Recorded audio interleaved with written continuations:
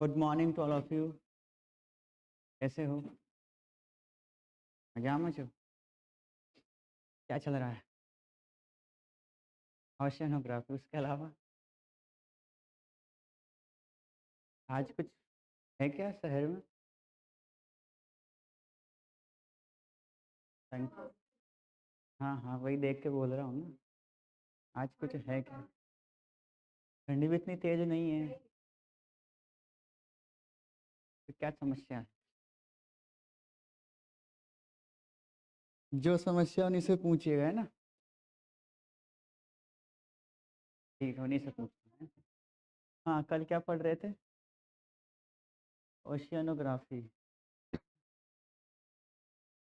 कितना हो गया ओशियनोग्राफी?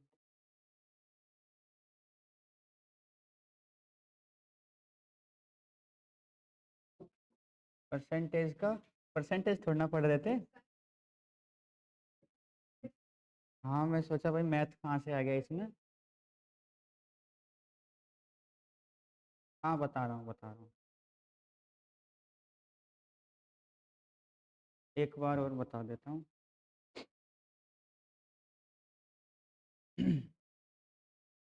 हाँ, स्टार्टिंग से बताएं थोड़ा सा, आप कितना याद है?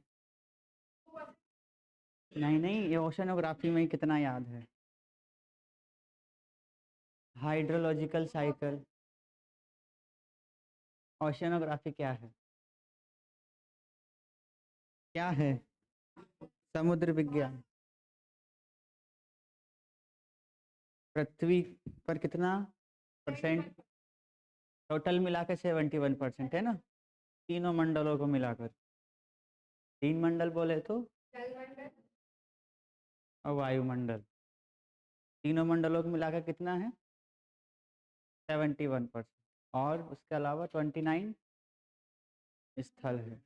अब उस 71 का अपन ने, तो ये इस 71 का अध्ययन करते हैं ना पूरे का, तो जलमंडल बोलते हैं और उसका अध्ययन समुद्र विज्ञान कहलाता है। ठीक है। अब इसी को बांटा था अपन ने ना, बहुत सारा बांटा। इससे पहले आप ये बताओ, जल चक्र क्या होता है?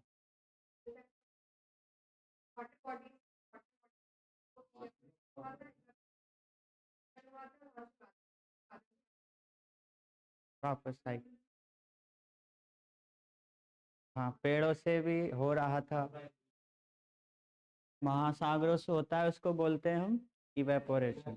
पेड़ों से होता है उसको ट्रांसपीरेशन। और छोटे छोटे तालाबों से, पेड़ पौधे से उसको वेपोराइजेशन बोल देते हैं ना। ऊपर जाकर क्या होता है? संघनन की क्रिया होती है, तो भाप छोटी छोटी बूंदों में बदल जाती है और इससे किसका निर्माण होता है? बादलों का। जब बादलों में ज़्यादा हो जाता है तो वो बरसात करते हैं, है ना? वर्षा के रूप में वापस आ जाता है। फिर वापस कहाँ जाता है? महासागरों में चला जाता है ना। ठीक है, तो वही चल रहा था अपना, है ना? ये अपने सारे महासागर थे। क्या क्या पढ़ना था वो मैंने बता दिया था आपको, है ना?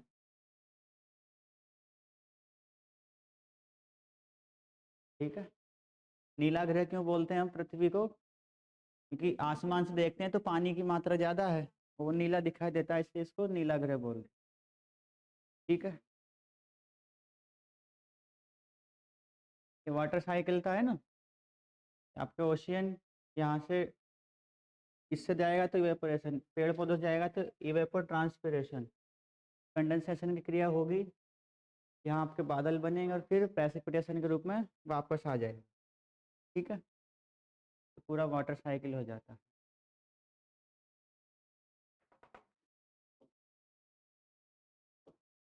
ये देखा था अपन ने, है ना? चलो इसको देखते हैं दोबारा।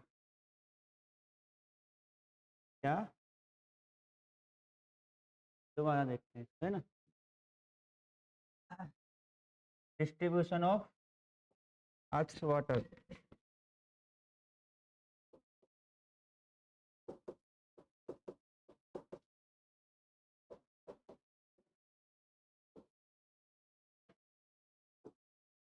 Earth's water.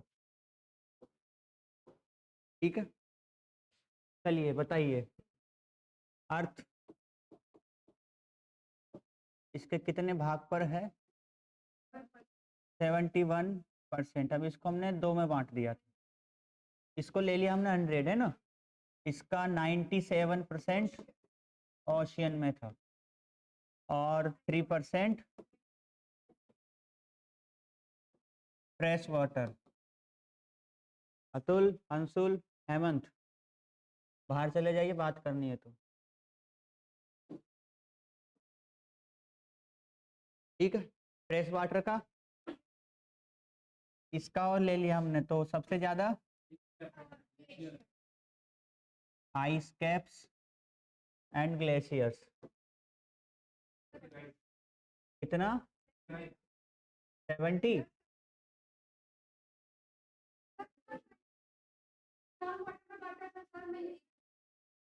बताओ।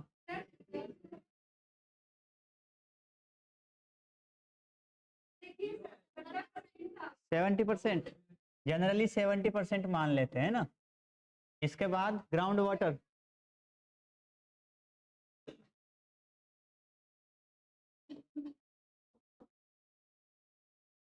एक मिनट रुको, मैं थोड़ा सा अच्छा वाला दिखाता हूँ, है ना, फिर से याद नहीं करना पड़ेगा। नहीं, ये तो आपके एग्जाम के लिए फिट है, बाकी अगर वो आ गया तो वो भी फिट करना पड़ेगा, है ना। इसके बाद कौन सा था आपका? जो सरफेस फ्रेश वाटर था, है ना, जो आपको इजीली अवेलेबल हो रहा था।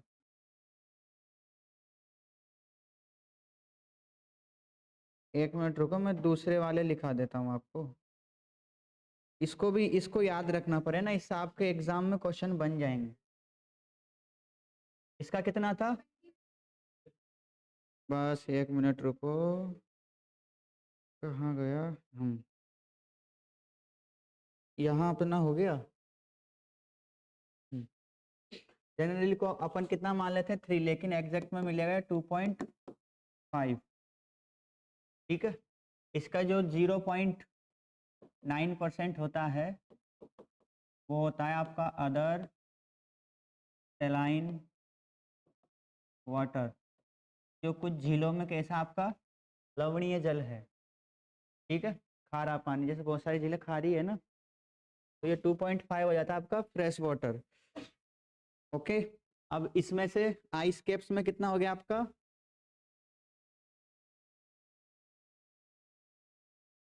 ये मिलेगा आपको 68.7। ठीक है, इसके बाद आपको ग्राउंड वाटर, ये मिलेगा आपको लगभग उसी के जैसा है, थोड़ा सा 1-2 ऊपर हो जाएगा। इसमें 70 था, इसमें घटा दिया तो इसमें बढ़ा दिया है ना। और सरफेस पे मिलेगा आपको, यहाँ कितना था उसमें? 1 था, इसमें 1.2 कर दिया है। ठीक है, ज़्यादा कुछ है नहीं। फिर ये क्या था? ये तो सतह के नीचे है, जो हम पीते हैं निकालते हैं, वही सनी देओल हेडपंप निकालता है ना, वो वाला हेडपंप वाला जो पानी आता है वो ये होता है ना, हाँ, कदर मूवी में जो निकालते हैं। ठीक, इसके बाद इसके और मिले थे अपन को, इसमें मिलेगा आपको एक और ग्राउंड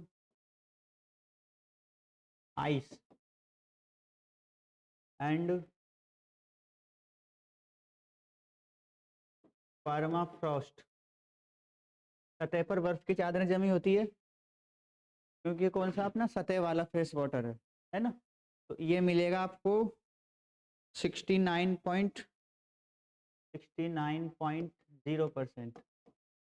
ठीक है, इसमें से 1.2 का 69 पॉइंट किस में है? तो सतह पर चादरें जमी हुई बर्फ की, है ना। उसके बाद आपको मिलेगा लेक्स,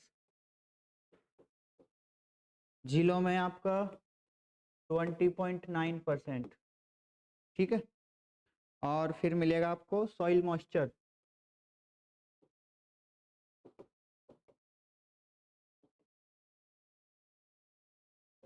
इसमें है आपका 3.8%। ठीक है, और फिर मिलेगा आपको एटमॉस्फेयर,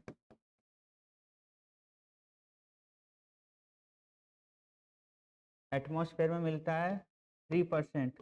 किस फॉर्म में मिलेगा ये? Water vapour.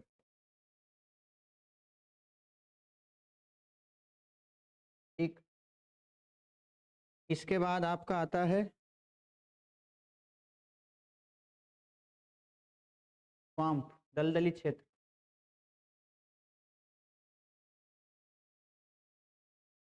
इसमें मिलता है आपका ये 2.6%।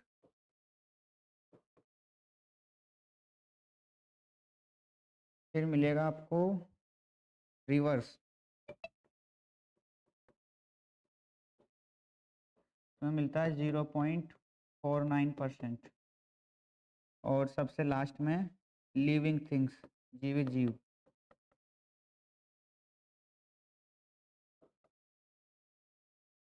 इसमें मिलता है 0.26%। ठीक है,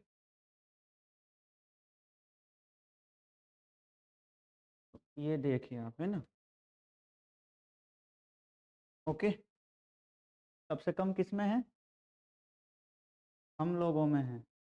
और जो हम सोचते हैं ना कितनी बड़ी बड़ी नदियां हैं, अमेजन, नील, इतने महाद्वीपों में इतनी बड़ी बड़ी नदियां, उनमें देखो जितने पृथ्वी पर जीव है उसका बस दुगना है।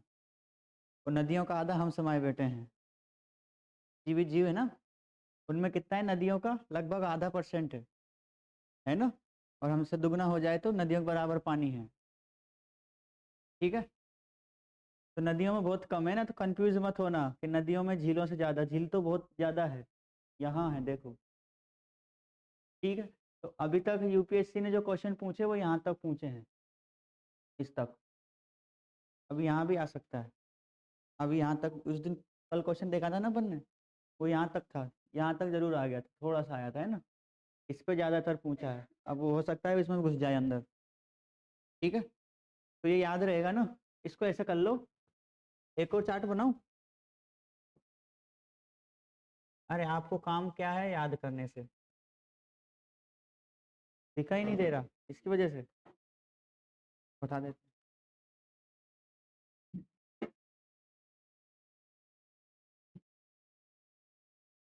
अब दिखाई दे रहा है?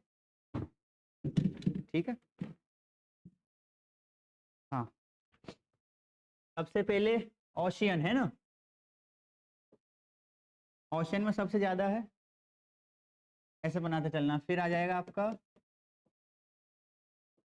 Fresh water. फ्रेश वाटर के बाद क्या है? Ice caps and glacier. ठीक, ग्लेशियर के बाद ग्राउंड वाटर।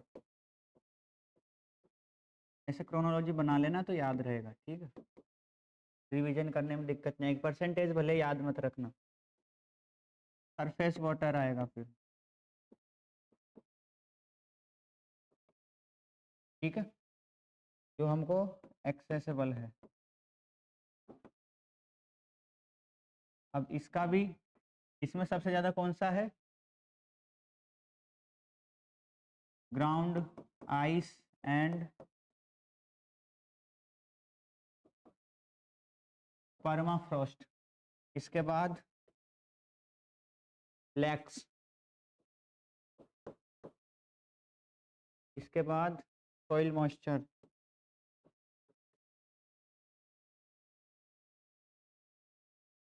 इसके बाद एटमॉस्फेयर वाटर वेपर के रूप में। इसके बाद है आपका स्वाम्प्स। स्वाम्प्स के बाद है रिवर। और रिवर के बाद है लिविंग थिंग्स,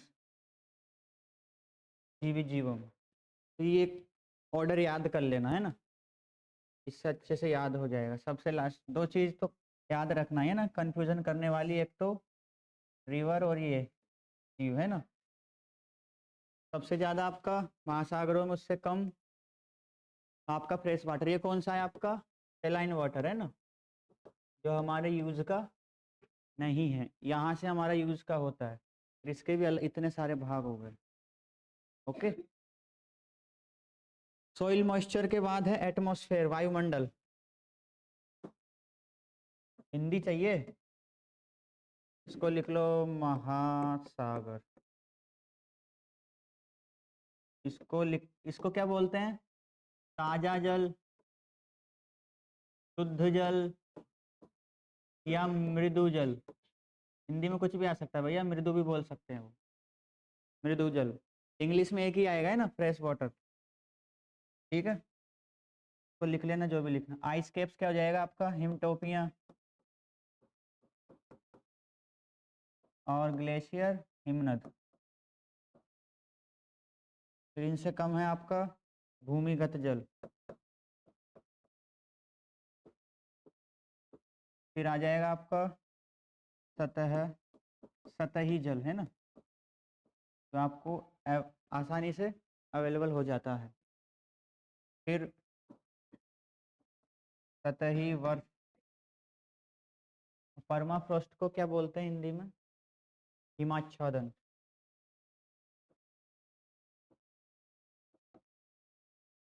ठीक है, और लेक्स को झील। के बाद मिट्टी की आर्द्रता।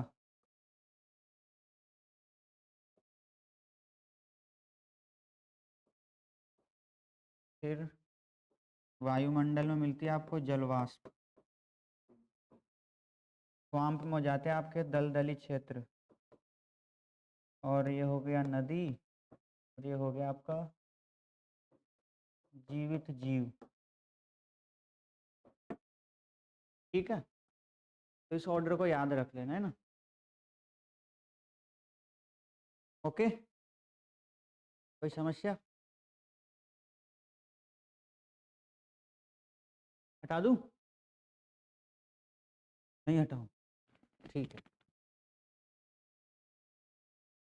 अरे यार थोड़ी सी प्रॉब्लम है, इसलिए आज बैठने की व्यवस्था कर ली है। हाँ, क्या कह रहे हो? समझ नहीं आया। नहीं नहीं, वो बैक पेन होता है ना, तो वो चालू हो गया दोबारा से, वही वाला है ना। हाँ जी,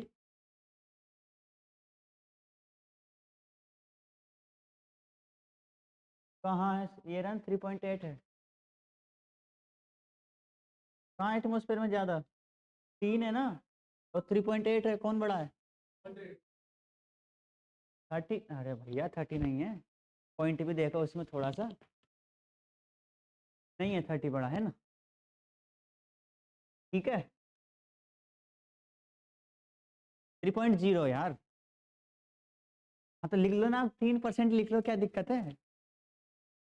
जोड़ने में प्रॉब्लम हो जाएगी ना, फिर जोड़ोगे तो लगा देना। अरे नो प्रॉब्लम। हो गया है सबका? जल्दी करो। ये तो मैंने कल भी लिखवा दिया था, ये वाला नहीं करवाया था ऐसे। हाँ ठीक है ना। भैया तब से क्या कर रहे हो?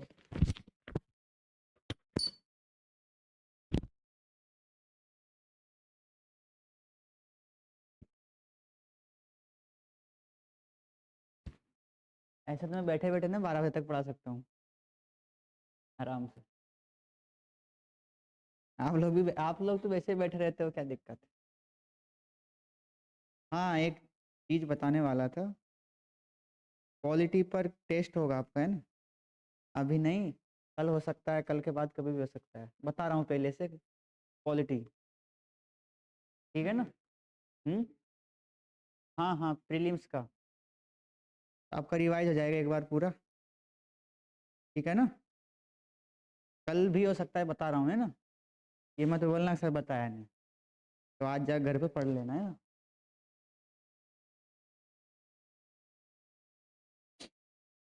अगर गौतम सर आएंगे तो ठीक है, नहीं आएंगे टेस्ट ले लेंगे, है ना। और हिस्ट्री की बात हो गई है आपकी, हिस्ट्री मंगलवार से हो जाएगा, है ना, मॉडर्न। मैम आएंगी पढ़ाने? नहीं नहीं, पूजा द्विवेदी नाम है।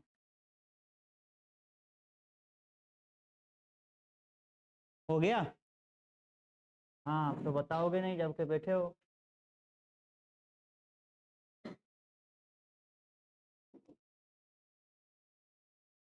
इसको तो याद रख लेना ना, ये बहुत इजी है याद रखने के लिए, आप एग्जाम्स में काम देगा है ना। वो थोड़ा सा डाटा है, तो एक बार नज़र रखोगे तो याद रहेगा। कितना ओशियन में? 97। फ्रेश वाटर 3, फिर 3 का भी 70, आइस केस में 30, ग्राउंड वाटर फिर इजीली, फिर इसका भी बांट दिया हमने लेग्स में, सॉइल मॉइस्चर। और ये यहाँ पर सब एक एक, लेकिन इनमें सबसे ज़्यादा कौन सा है आपका? वाटर वेपर है, उसके बाद आता है आपका रिवर, उसके बाद है लिविंग थिंग्स। ठीक, इसके बाद ये देखा था, और मैंने जो ये वाला लिखवा दिया आपको है ना, ये वाला मैंने अभी लिखवा दिया है। ठीक है, इसका आंसर आपने कल दे दिया था, केवल 2 है। अब नेक्स्ट बढ़ते हैं आगे ना। आज का जो टॉपिक है relief of the ocean floors. जैसे हम कहाँ देखते हैं, सतह पर अलग अलग प्रकार की आकृतियां देखते हैं, ये इसमें दिख रही है ना उबड़ खाबड़, ऐसे ही समुद्र के अंदर भी है, समुद्र के अंदर भी दिख रहा है ना। तो जैसे अपन सतह पर देखते हैं, माउंटेन देखते हैं, प्लेट्यू देखते हैं, प्लेन्स देखते हैं, सी देखते हैं ना, अलग अलग आकृतियां देखते हैं, ऐसे ही समुद्र के अंदर भी है। अब समुद्र का कितना भाग है पृथ्वी पर? 71। और पृथ्वी कितना सा है? 21। तो जब उस पर इतने सारी आकृतियां हैं, तो वो तो इतना बड़ा भाग है, उस पर कितनी सारी होंगी? पृथ्वी से कई गुना ज्यादा उसमें मिलती है आकृतियां महासागरों में। ठीक है, तो वही पढ़ेंगे ना। पढ़िए, महाद्वीपों के विपरीत महासागर एक दूसरे में इतने स्वाभाविक रूप से विलय हो जाते हैं कि उनको सीमांकन करना कठिन है। पता लगा सकते हो किस महासागर की कौन सी सीमा है? फिर हम कैसे डिसाइड करते हैं कि ये इलाका प्रशांत महासागर का है? हाँ जी,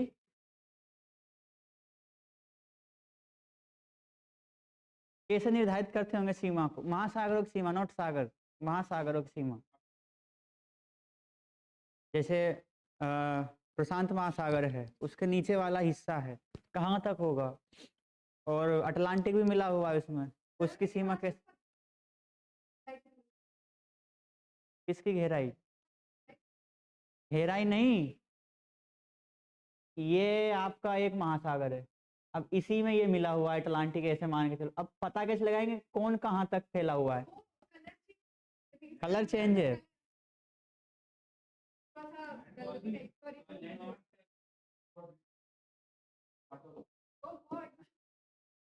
कैसे पता लगा? यहाँ से ऐसे बांटोगे, ऐसे बांट देंगे कि इधर इलाका तुम्हारा, इधर हमारा, ये इंडियन ओशियन और ये अटलांटिक ओशियन। क्या पता वो यहाँ तक हो, यहाँ तक, कैसे पता लगेगा? पानी में कैसे पता लगेगा? उधर कैसे पता लगेगा? इसको मापते हैं सेलेनिटी के आधार पर, किस महासागर की कितनी सेलेनिटी है, उस महासागर में अलग मिलेगी, इसके अलग मिलेगी। जहाँ डिफरेंस चेंज आएगा वहीं से उसकी बाउंड्री है। ठीक है, ऐसा ही कैसे बांट देंगे भैया, भी है ना। भूगोलविदों ने पृथ्वी के महासागरीय भाग को 5 महासागरों में विभाजित किया है, उनके नाम आपको पता है? प्रशांत महासागर, इसके चारों ओर कौन कौन से महाद्वीप है?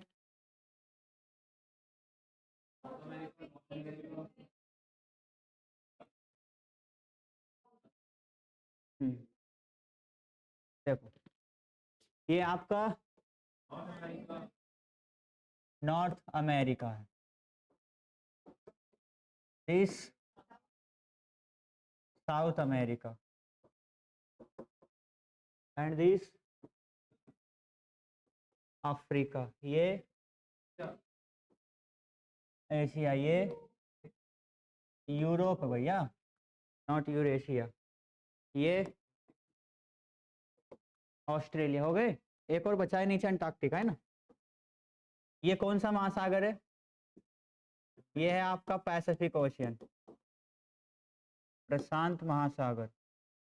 ये कौन सा है? अटलांटिक। ये इंडियन ऊपर, आर्कटिक और नीचे सदर्न ओशियन या अंटार्कटिक।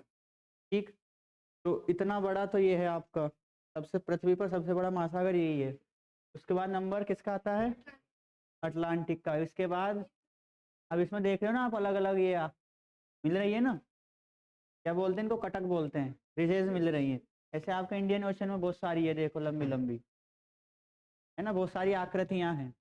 फिर एक एक गहराई पर जाकर बिल्कुल आपको प्लेन मिलेंगे, महासागरों में मैदान है, जैसे सतह पर है।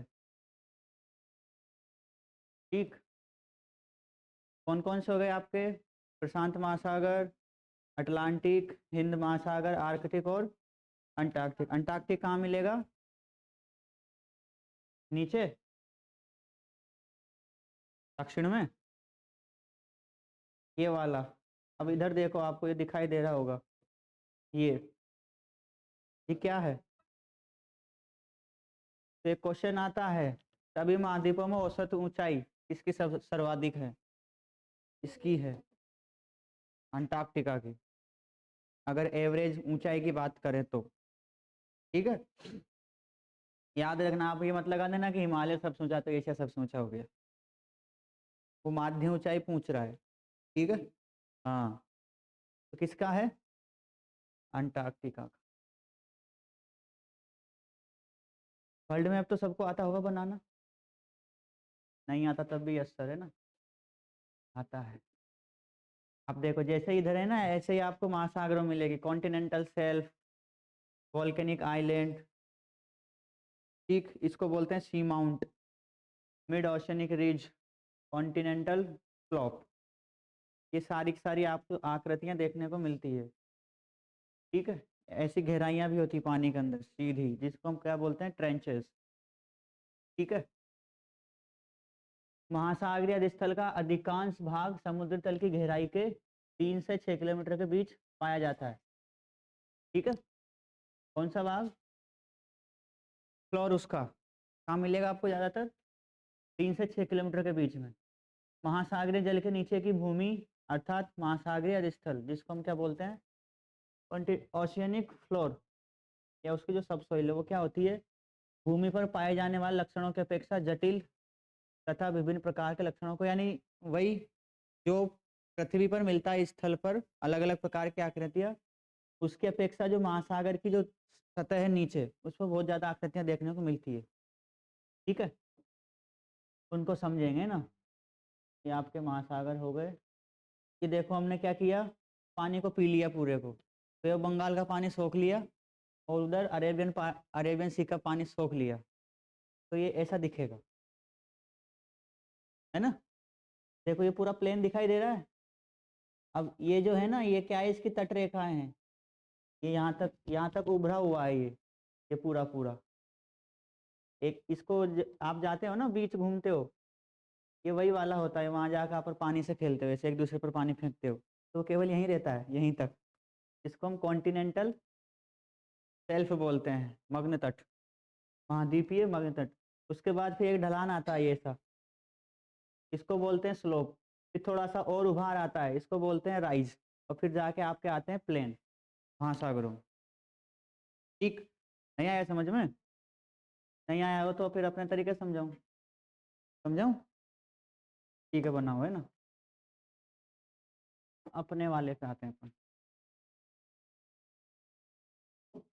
चलिए बना हुआ है ना, सब समझ में आ जाएगा। ठीक है,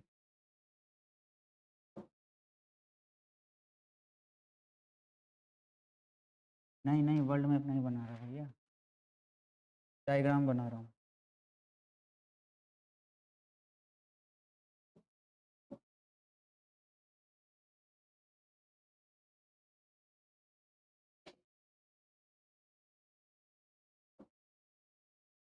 बनाओ आप लोग भी।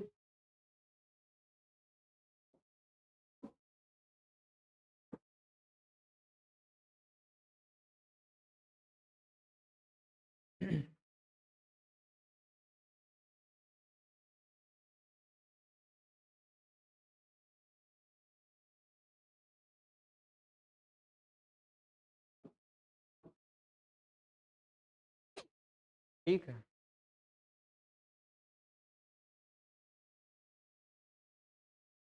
बनाना साहब।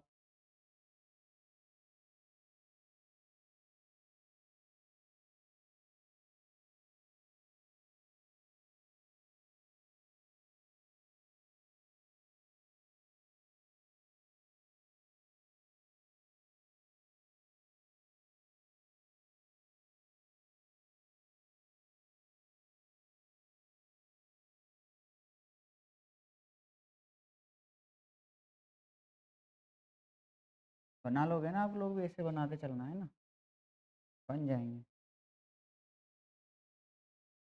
क्या पहले मैं बनाऊं? ठीक है, पहले मैं बना रहा हूँ, है ना, मज़ा नहीं आ रहा उसमें। रहेगा वैसा ही, डोंट वरी। उसमें टाइम बहुत लग जाएगा, मैं ऐसे ही बना देता हूँ, है ना। अब भी बन जाएगा, 2 मिनट लगेगा बस। अब भी बना के देता हूँ, है ना।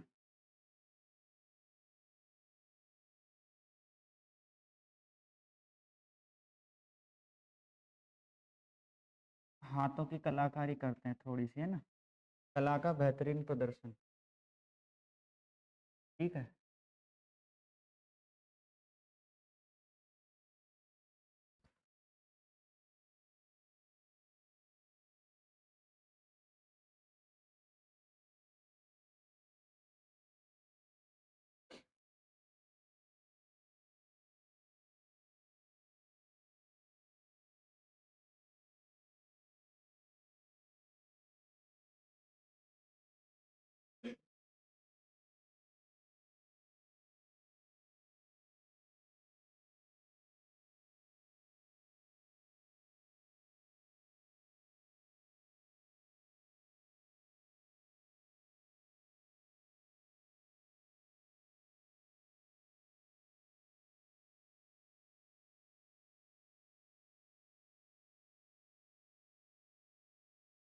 ओके, बन गया लगभग। हम्म, ये बना रहा हूँ, अभी रुक जाओ।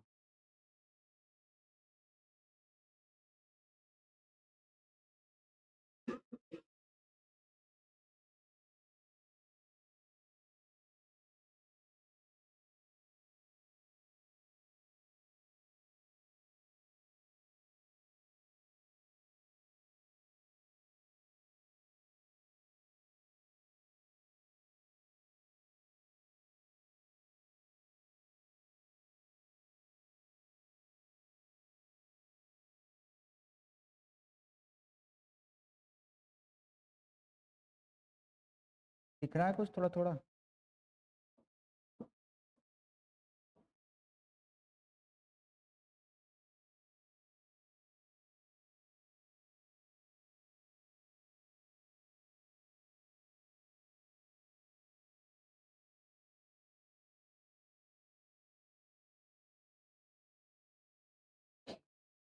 ये आपका पानी वाला क्षेत्र है ना, ये समुद्र है पूरा, ये वाला इधर का किनारा हो गया, ये वाला इधर वाला हो गया, ठीक है।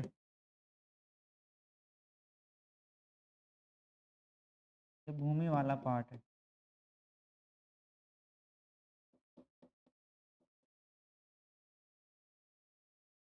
अब जैसे आप समुद्र में जाते हो तो कहाँ रहते हो आप? किनारे पे, कौन सा वाला है इसमें?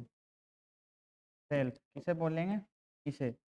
ये है आपका ये वाला कॉन्टिनेंटल शेल्फ,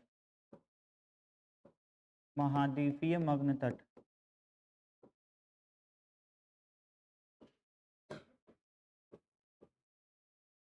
ठीक है, कॉन्टिनेंटल शेल्फ, इसको क्या बोलते हैं? ये आपका कॉन्टिनेंटल,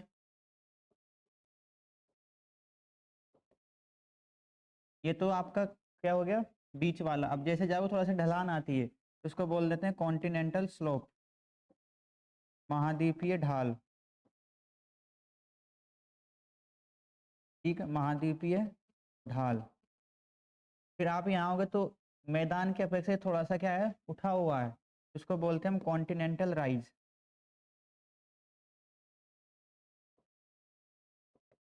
कॉन्टिनेंटल राइज, उभार, महाद्वीपीय उभार। ठीक है, और ये कैसा आपका पूरा प्लेन है, तो इसको बोलते हैं हम अभैसल प्लेन।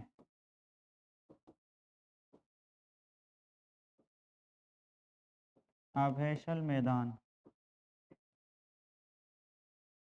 सेम इधर भी यही मिलेगा, ऐसा कैसा। ठीक, अब इसमें हमने क्या भर दिया, पानी भर दिया, ठीक है। ये आपका बन जाएगा पूरा, ये ऊपर वाली सतह हो गई पानी की, है ना।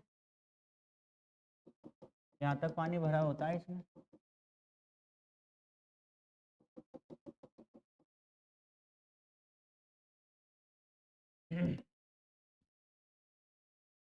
ये पूरा आपका पानी से भरा है।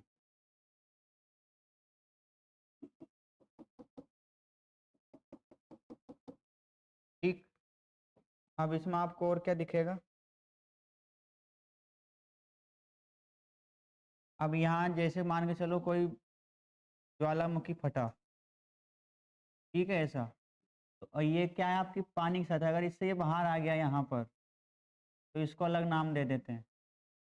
ठीक, कोई माउंटेन है वो केवल इतना सा ही रह गया पानी के अंदर, ही बाहर नहीं आ पाया, और उससे क्या निकल रहा है, केवल ऐसा धुआं निकल रहा है।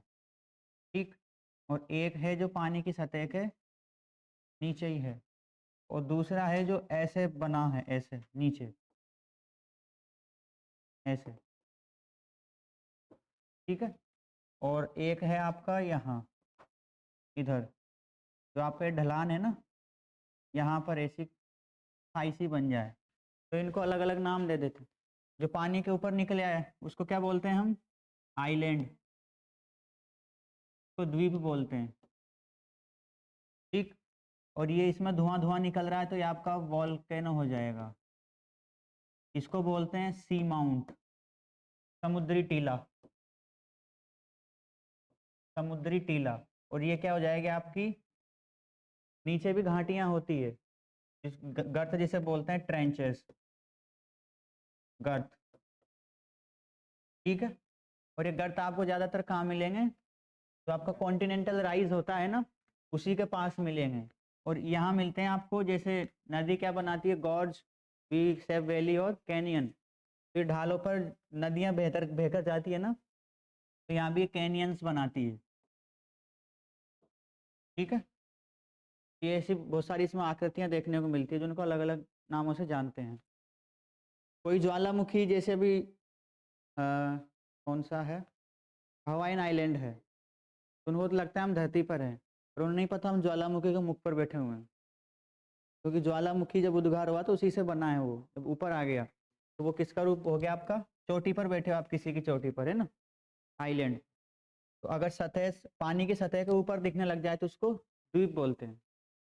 अंदर रह जाए लेकिन उससे थोड़ा थोड़ा धुआं निकले तो वॉल्केनिक आइलैंड होगा, और जो अंदर ही है, बाहर नहीं दिख रहा, तो उसको बोलते हैं सी माउंट, समुद्री टीला।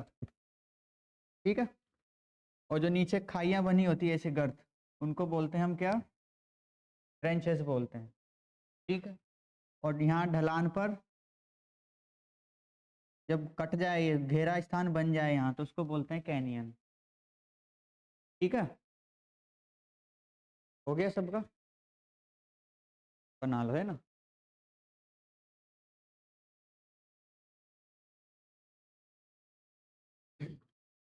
यही सब पढ़ने को मिलेगा, अब एक एक को पढ़ेंगे क्या क्या क्या होते हैं। ठीक है, नदियाँ बहकर जाती है, अब जैसे ढलान से नीचे उतरेगी कोई धारा, तो वो काटेगी ना उसको।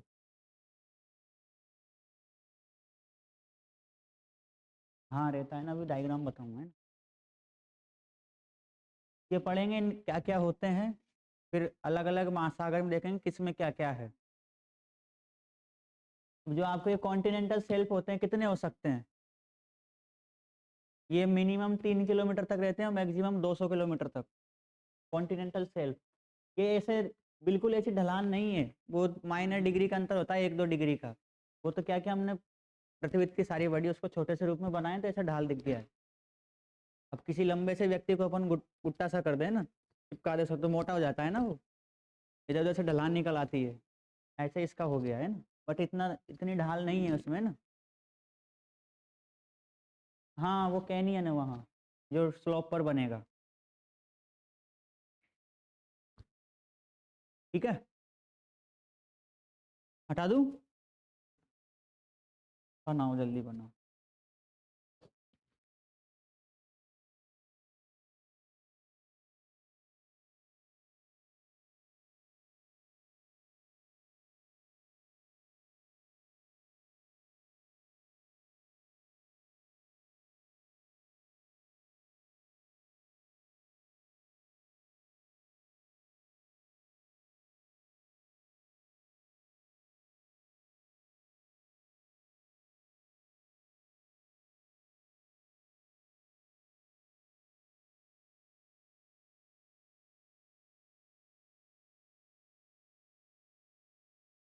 बन गया है, बनाओ जल्दी, है ना, बन जाएगा।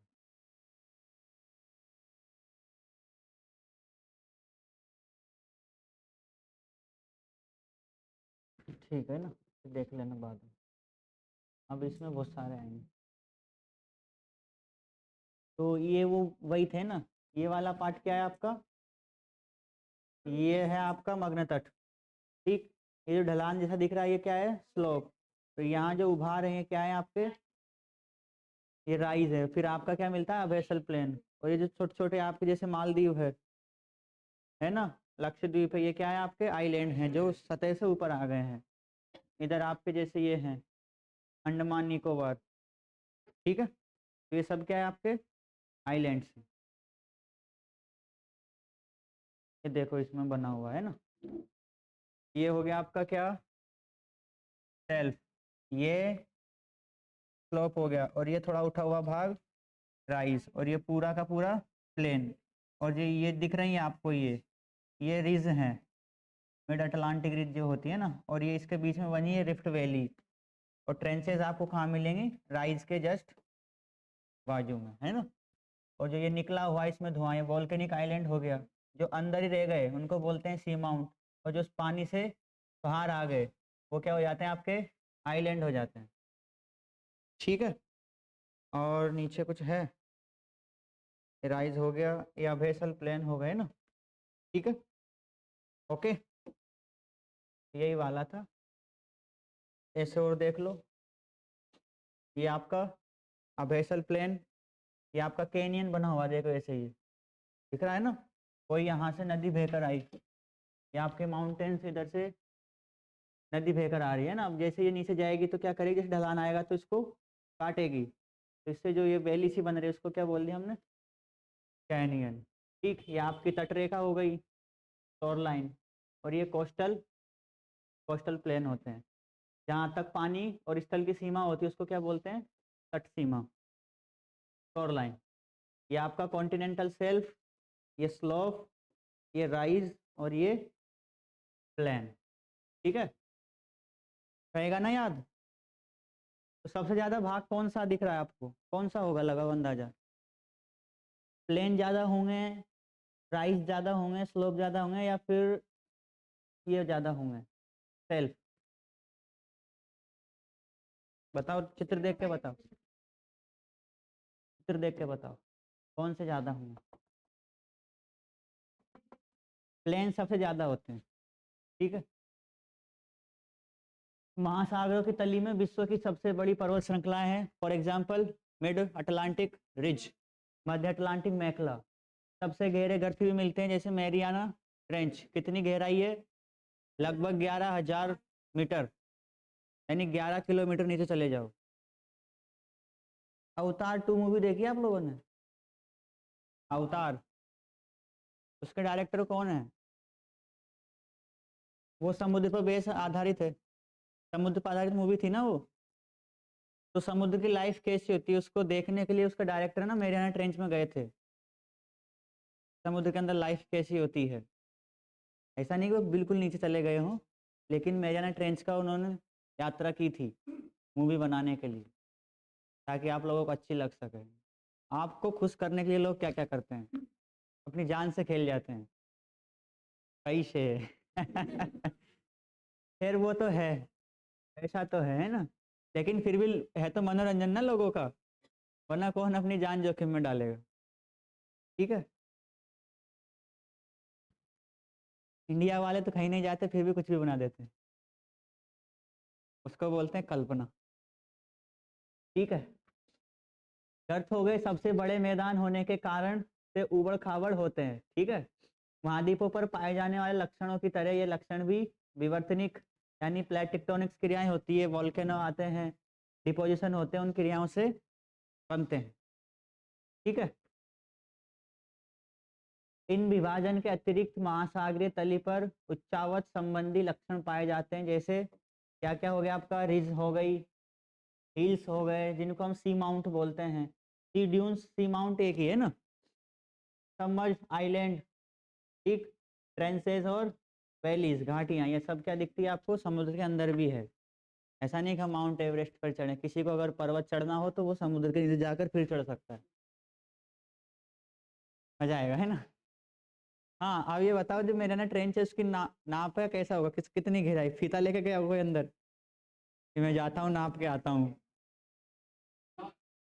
रेडिएशंस, वो सॉरी वेव्स के थ्रू वेव भेजते हैं, जैसे सोनार हो गया है ना, सोनार तकनीकी से।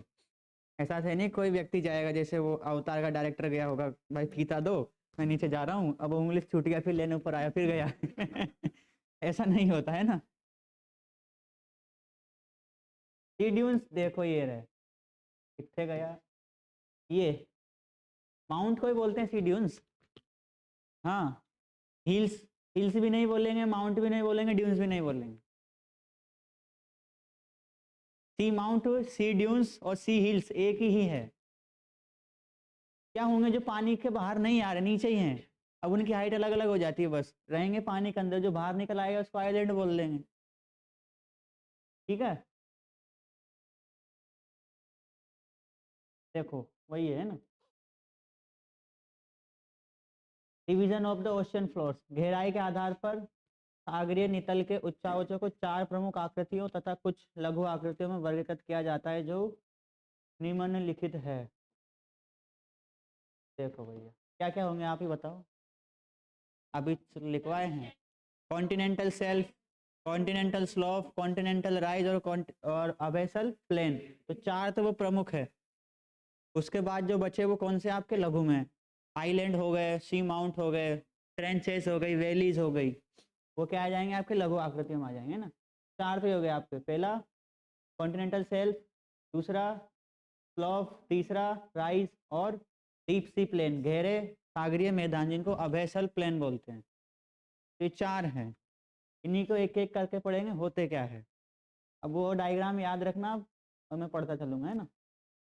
इधर कुछ है क्या, हाँ, लघु में आ जाएगा आपका oceanic ridge, bottom, hills, submerged canyon और बैंक और प्लेटफॉर्म्स। बैंक या चबूतरा, चबूतरा जानते हो, बताओ क्या होता है,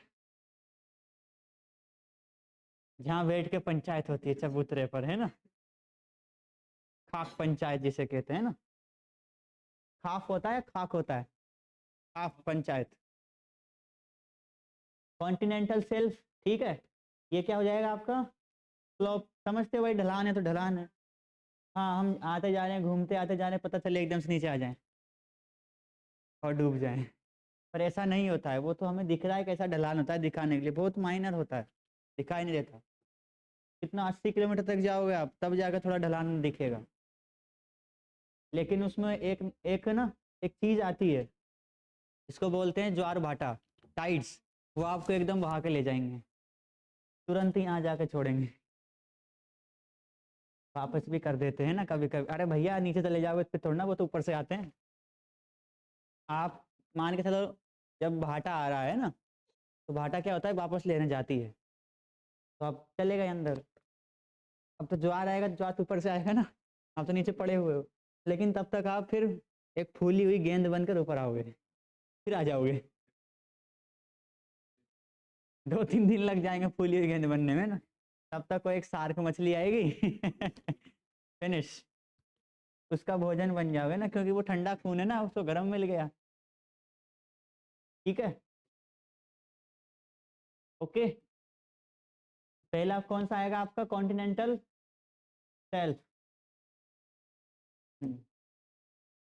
कॉन्टिनेंटल शेल्फ क्या होता है, महाद्वीपीय मग्न तट बोलते हैं इसको हिंदी में, मग्न यानी डूबना, तट यानी जो पानी में डूबा हुआ है। प्रत्येक महाद्वीप का विस्तृत सीमांत होता है, यानी सीमा का अंत, जो आपका महाद्वीप का सीमा का अंत होने वाला, जो अपेक्षाकृत उथले समुद्रों तथा खाड़ियों से घिरा होता है। तो हाँ गए सेलो सी एंड गल्फ, इसका मतलब समझे, अब आपको जितने भी सागर मिलेंगे ना, खाड़ियाँ मिलेंगी, वो कहाँ मिलेंगे, सब के सब कॉन्टिनेंटल शेल्फ, जैसे अरेबियन सी हो गया, बे ऑफ बंगाल हो गया, ये सब क्या है आपका कॉन्टिनेंटल शेल्फ पर है, जितनी भी खाड़ियाँ हैं वो सब कहाँ मिलेंगे, कॉन्टिनेंटल शेल्फ पर, ठीक है, तो याद रखना, ऐसा नहीं कि वो अलग से है, ये महासागर का सबसे उथला भाग होता है, ठीक है।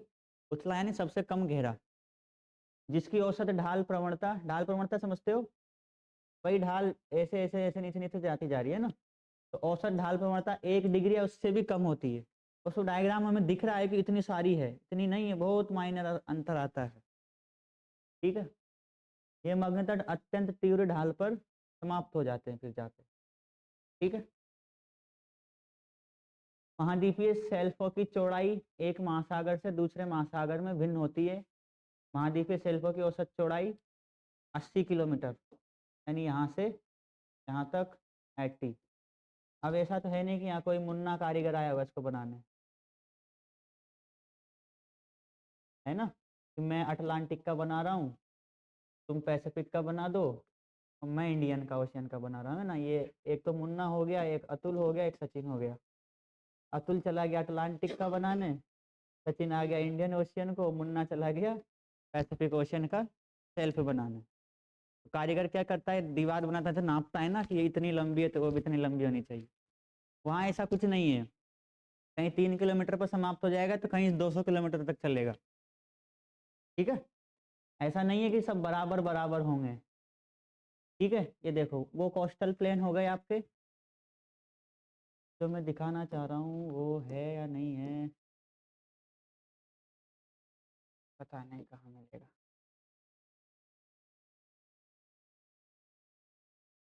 मैं तो नहीं, जैसे आपका नहीं बना देता हूँ, है ना। क्या ये क्या है आपका,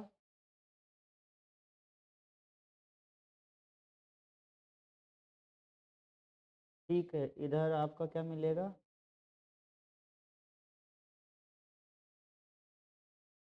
ठीक है, और इधर क्या मिलेगा आपको, एशिया। ये तो पूरा पैसिफिक ओशियन है और ये अटलांटिक। तो यहाँ पर आपको कॉन्टिनेंटल शेल्फ इसकी तुलना में कम भी मिल सकता है, ज़्यादा भी मिल सकता है। इधर बहुत कम मिलेगा, इधर पता चले बहुत दूर तक फैला हुआ है। तो ये फिक्स नहीं है। क्यों फिक्स नहीं है, क्योंकि यहाँ कोई कारीगर इनको बनाने नहीं गया है, वो नेचर के हिसाब से अपने हिसाब से बने हैं। ठीक है, तो अलग अलग तट पर ही अलग अलग हो सकते हैं। तो वही लाइन लिखे ना, महाद्वीपीय शेल्फों की चौड़ाई एक महासागर से दूसरे महासागर में भिन्न होती है, यानी अटलांटिक का जो कॉन्टिनेंटल शेल्फ है वो पैसिफिक ओशन से अलग होगा। उथला भी ज़्यादा हो सकता है और बहुत लंबा यानी चौड़ा भी हो सकता है, बहुत दूर तक। ठीक है। हम्म, हाँ वो सब कारकों पर निर्भर करता है। देखो ये रहा, है ना, कॉन्टिनेंटल शेल्फ है, फिर ये आपका कैनियंस हो जाएंगे, और फिर अंदर आकर आपके प्लेन्स, ये जो थोड़ा उभरा उभरा पार्ट है इसको राइज बोल देते हैं। क्लियर हुआ कॉन्टिनेंटल शेल्फ। सब जो जितने भी आपको सागर हैं, जो सीमांत सागर जिन्हें बोलते हैं, वो कहाँ मिलेंगे, सब शेल्फ पर ही मिलेंगे, मग्न तट पर ही, है ना। वही है, ठीक है। ये स्लोप हो गया, ये राइज हो गया, ये डीप ओशियन फ्लोर। ठीक, बेस लाइन है ना, आधार रेखा किसी भी कंट्री की, ये नहीं पता आप लोगों को। अच्छा, बेस लाइन जैसे अपना इंडिया क्या है, खटा फटा है, तो अपन सबसे बाहर निकला कोना देख लेते हैं, और उससे लास्ट वाले कोने में, तो इसके अंदर जितना भी है ये अपना बेस लाइन हो जाती है। फिर इसके बाद 12 नॉटिकल माइल तक उसका अपना रीजन होता है, फिर 200 नॉटिकल माइल तक वो व्यापार कर सकता है, फिर उसके बाद हाई सी आ जाते हैं। ठीक है, तो ये होती है, मैं बता दूंगा, है ना। तो वही है, बेस लाइन के बाद टेरिटोरियल सी आ जाता है, कहाँ तक, 12 नॉटिकल माइल तक। फिर स्पेसिफिक इकोनॉमिक जोन आता है, जहाँ पर अंतर्राष्ट्रीय व्यापार होता है।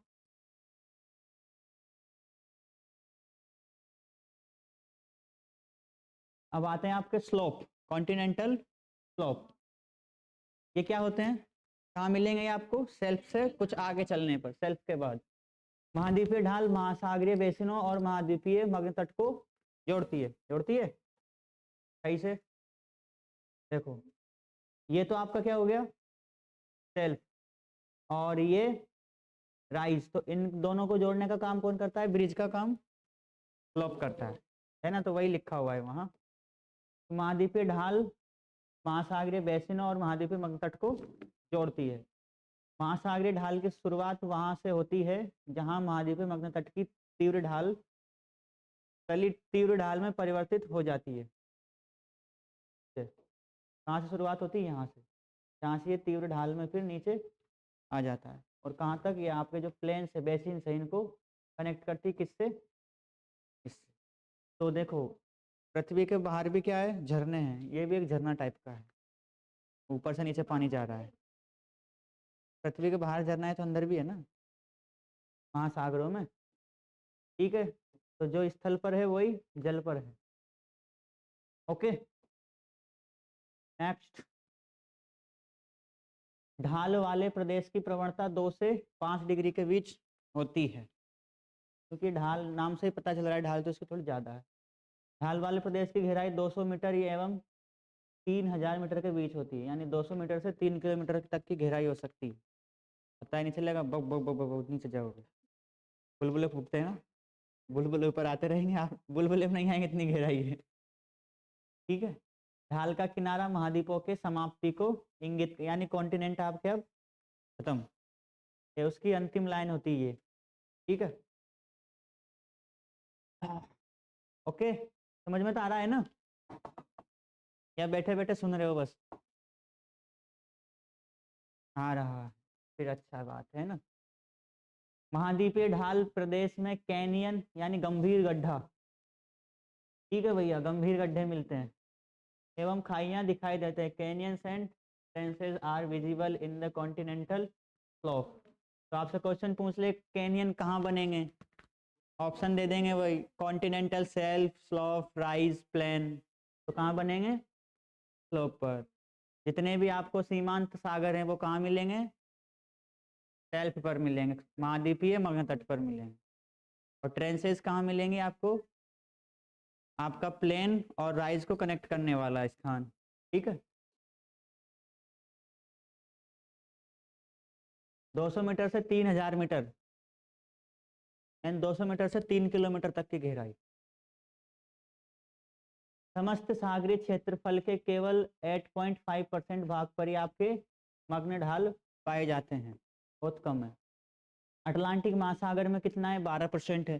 पैसिफिक ओशन में 7% है। हिंद महासागर, यानी इससे पता क्या लग रहा है? अटलांटिक में ढलान ज़्यादा है, ठीक, और प्रशांत महासागर में कम है, यानी उसमें ढलान कम है। ठीक है, क्योंकि वो बहुत बड़ा विस्तार है ना उसका, इसलिए उसमें स्लोप कम दिखाई देते हैं। और इंडियन ओशन में 6.5% भाग पर मग्न ढाल का विस्तार पाया जाता है। ढाल का किनारा महाद्वीपों के समाप्ति को बताता है। अब आते हैं आपके डीप सी प्लेन, गंभीर नहीं, इसको गहरे कर लेना है ना। हाँ जी, राइज नहीं आए, आ जाएंगे, पढ़ लेंगे ना। राइज तो भाई उभरा हुआ पार्ट होता है बस, और कुछ नहीं। आपको पता है, मैंने डायग्राम बनवा दिया ना, उससे याद रखना। सबसे पहले सेल्फ, उसके बाद स्लोप, फिर राइज, फिर प्लेन। ठीक है, तो गहरे सागरीय मैदान क्या होते हैं? महासागरीय बेसिनों के मंद ढाल वाले क्षेत्र होते हैं।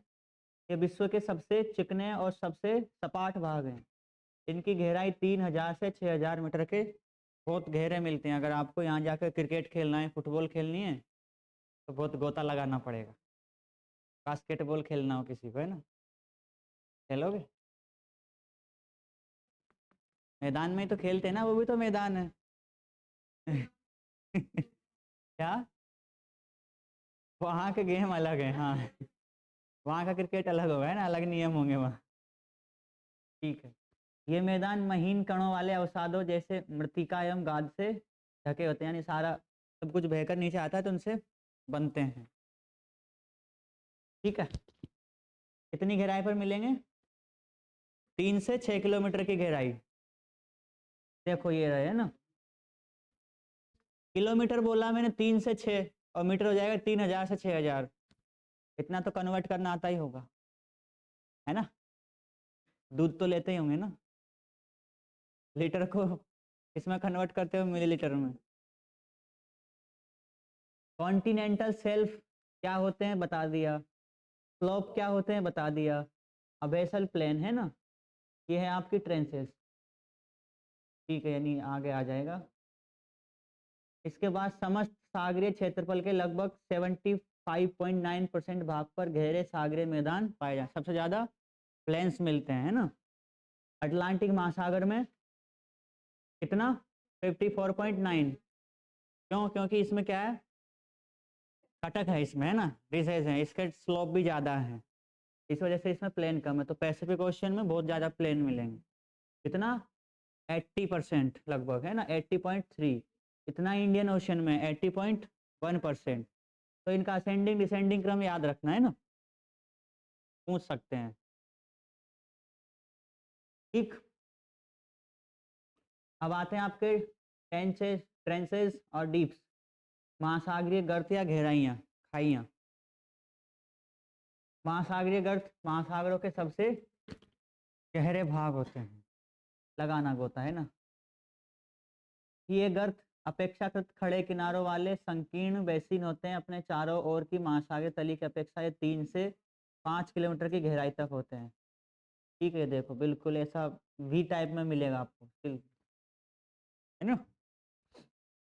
ऐसे जाओगे सीधा धम नीचे से जाके गिरोगे, फिर यहाँ से रस्सी बांधना, ऐसे ऊपर चढ़ के आना है, फिर यहाँ आना कि आ गए भैया, ऊपर आ गए हम। हाँ, रस्सी साथ में ले जानी पड़ेगी ना, देने कौन जाएगा। अगर आपको गोते लगाने का शौक है तो रस्सी तो साथ में रहती है, उनके पैरों में बंधी रहती है। देखे हो आप लोग? अच्छा है ना, नेटफ्लिक्स जानते हो? इस पर एक ना अच्छी सी वेब सीरीज है आवर प्लेनेट, उसमें बहुत अच्छे से बताया हुआ है आवर प्लेनेट। देखना है ना, ओशन वाला देखना, आपको पूरा समझ में आ जाएगा। सबका अलग अलग एपिसोड बनाए हुए हैं ना, फॉरेस्ट का अलग है, कोस्टल प्लेन का अलग है, सागरों का अलग है, सबका अलग अलग है, एटमॉस्फेयर का अलग है। तो आपको अगर अपने प्लेनेट के बारे में समझना है तो इस पर वेब सीरीज डली हुई है ना, अच्छी अच्छी देखा करो भाई। हाँ, डॉक्यूमेंट्री टाइप का है ना, बाकी तो बहुत सी चीज़ें आती है उस पर, है ना, तो अच्छी अच्छी देखा करो, ठीक है। कुछ पार्ट यूट्यूब पे मिल जाएंगे फ्री में, नेटफ्लिक्स पे तो जिसका रिचार्ज हो, जिसने परचेज कर रखा हो वो देख सकता है। ओके, ये महाद्वीपीय ढाल के आधार तथा द्वीपीय चापों के पास स्थित होते हैं एवं सक्रिय ज्वालामुखी और प्रबल भूकंप वाले क्षेत्रों से संबंधित है। ज्वालामुखी आते हैं यहाँ, आएंगे, ज्वालामुखी आता है तो जे और बीरू तो साथ में आते हैं, ये भूकंप आना ही आना है ना। तो बीरू आ गया तो जे को आना है ना, जे आ गया तो बीरू आएगा। ठीक है, ये देखो ऐसी गहराइयाँ होती है, खाइयाँ। जिनको है तन्हाइयाँ वो जाइए खाइयों में ना बिल्कुल मजा आएगा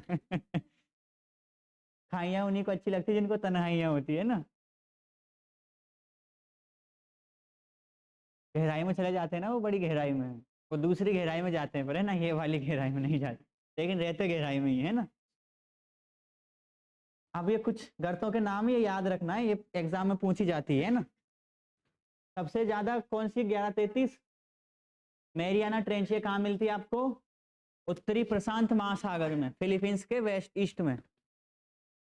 ठीक है, कहाँ? फिलीपींस के ईस्ट में।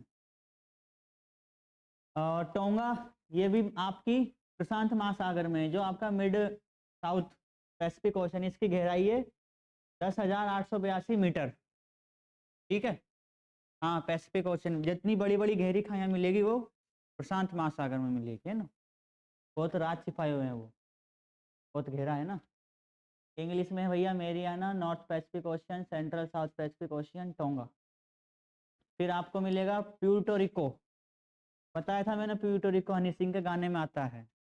पूछ लेगा कहाँ है प्यूर्टो रिको, क्या है, आइलैंड भी है ना। अटलांटिक महासागर में इसकी गहराई है 8,605 मीटर। फिर आता है कुरील, ये आपका दक्षिण अटलांटिक महासागर में, गहराई है 10,500 मीटर। रोम से दक्षिण अटलांटिक महासागर, जावा हिंद महासागर में है, एल्यूशियन उत्तरी प्रशांत महासागर में है। लिख रहे हो क्या? बाद में लिख लेना। गहराई तो आप उसकी याद कर लेना इसकी, तो लगभग कम से कम 3 तो याद होने चाहिए, 3 या 5, क्योंकि असेंडिंग डिसेंडिंग देता है तो 3 से 5 के बीच में ही देता है। ठीक है, तो फिर उसके बाद आपका कुरील आ जाएगा। कुरिल के बाद आपका प्यूर्टो रिको आ जाएगा। 2-2 3-3 तो आपको तीनों महासागर की याद कर लेनी है। प्रशांत महासागर में कौन सबसे गहरा है, अटलांटिक में कौन सबसे गहरा है, हिंद महासागर में कौन सबसे गहरा है। तो हिंद महासागर का कौन सा है, जावा। कितना है, 7455। अटलांटिक में सबसे गहरा कुरिल है, 10,500। और पैसिफिक का मैरियाना ट्रेंच। ठीक है, ये रहा आपका मैरियाना ट्रेंच। फिलीपींस कहाँ है, इधर। यहाँ आपको मैरियाना ट्रेंच मिलता है। ठीक है, ये आपका पैसिफिक ओशियन है ना, जापान के और इसके बीच इधर। ओके।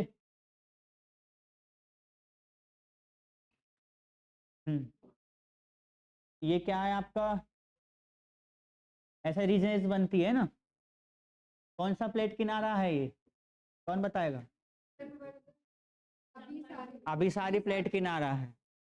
और कौन सी प्लेट टकरा रही है, महाद्वीपीय और महासागरीय।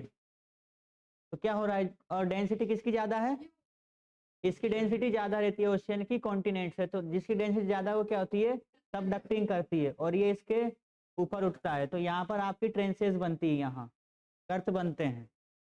ठीक है, और उधर से एक प्लेट दूसरी प्लेट से टकरा रही है, वो कौन सा है आपका, वो भी कन्वर्जेंस है। ठीक है, तो दोनों टकरा रही है, नहीं टकरा रही, दूर जा रही है, एक उधर जा रही है एक इधर आ रही है, वो आपका डाइवर्जेंट है।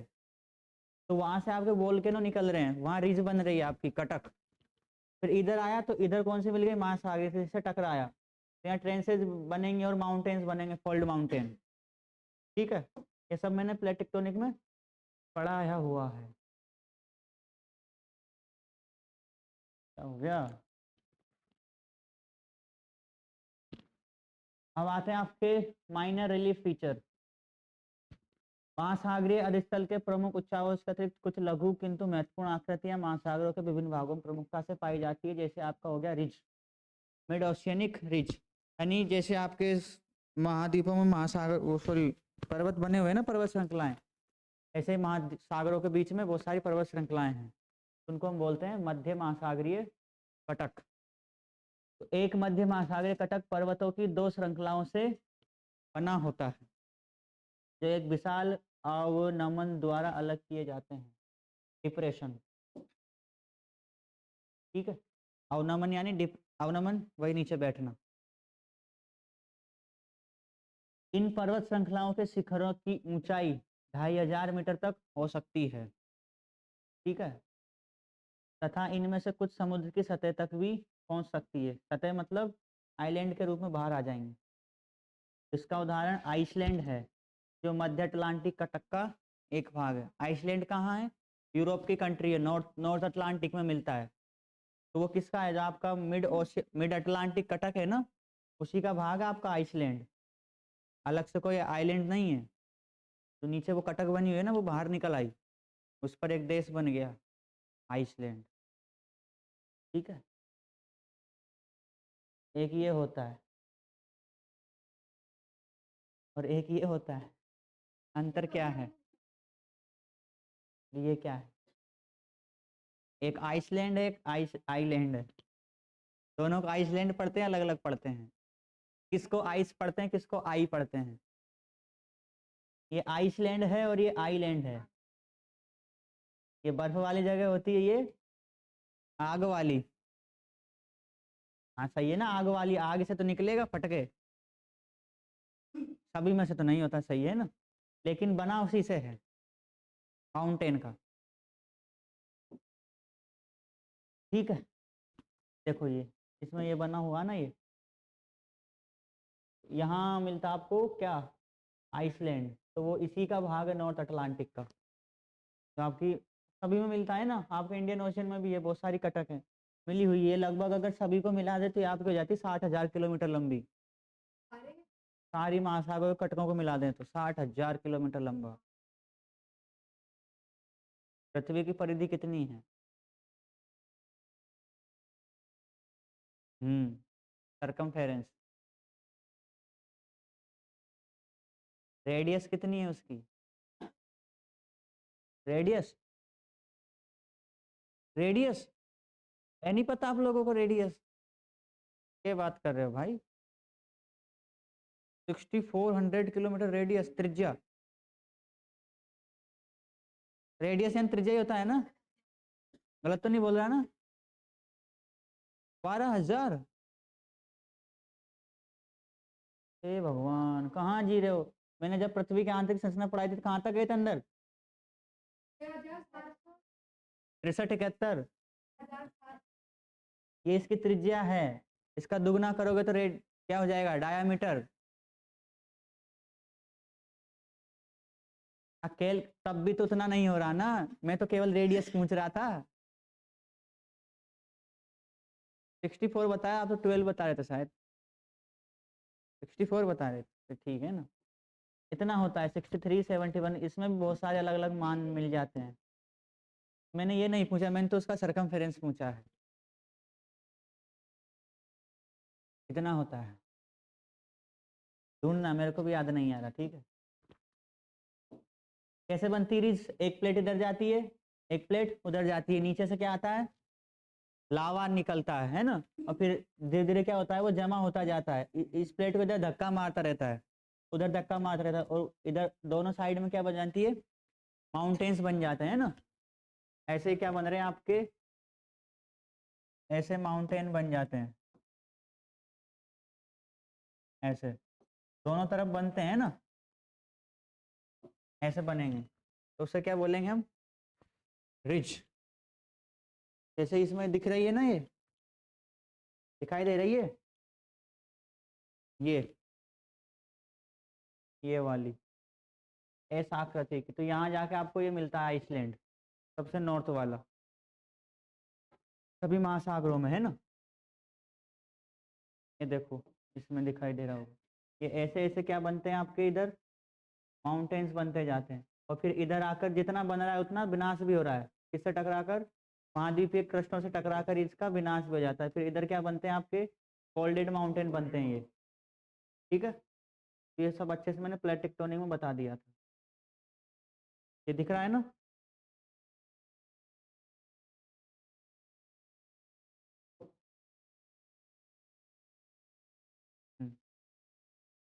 यहाँ से क्या निकलेगा आपका? वोल्केनो, और ये धीरे धीरे धीरे धीरे ऐसे जमा होते होते इधर तक चलता है, ऐसे इधर आएगा, और फिर क्या होता है? ये इधर धंस जाता है। किस किस प्लेट से? ये प्लेट ऊपर उठती है, और यहाँ क्या बनते हैं आपकी? ट्रेंचेस बनती हैं, और इधर क्या बनेंगे? माउंटेन्स बनते हैं ये, ठीक है? माउंटेन्स बन जाएंगे। तो ज़्यादातर माउंटेन आपको कहाँ मिलेंगे? कौन से प्लेट किनारे पर? ओशनिक और कॉन्टिनेंट का अभिसारी। फिर आता है सी माउंट।